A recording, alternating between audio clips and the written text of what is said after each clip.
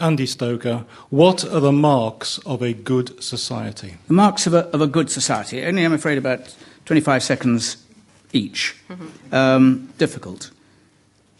Lisa Nandy. I would say that it's where we work together, look after one another, accept we have a responsibility to one another, and don't try and go it alone. It appalls me that in this country we have people waking up in the morning, stepping over people begging on the street in order to get to work, getting onto public transport that is staffed by underpaid workers who are struggling to make ends meet at the end of the week. That's not the sort of country I want to live in, and we could do so much better than this if we made different choices. Grant Shapps.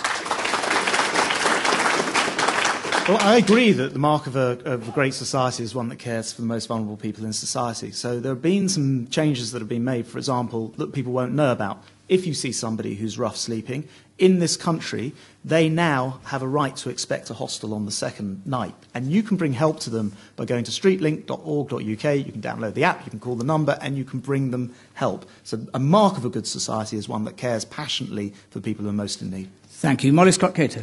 Well, you're going to think I've been terribly influenced by my time in Brussels now, but I'm going to say liberty, equality, and rather than fraternity, I would expand that and go for solidarity. Those are the hallmarks of a good society, in my view. And final word to Scott Fletcher. And I would add to that freedom as well as liberty and social justice. You know, I've grown up in Manchester, it's a socialist area, and a living wage for people out there. You know, people deserve to have a living wage. And an economy where business can flourish. Thank you very much. You've all been wonderfully helpful by being brief, which allows me to say that next week our panel will be the former leader of the Liberal Democrats, Min Campbell, the Shadow Deputy Prime Minister, Harriet Harman, the former First Minister of Scotland, Alex Salmond, and Anna Soubry, who's Minister of State for Defence in this coalition government. Any answers for this programme you can still get 03700 100 444. Get in early, 12:30. Emails any.answers@bbc.co.uk and tweet #BBCAQ. That's all now we have time for. So from here in the Cheadle Hulme High School, Stockport, goodbye.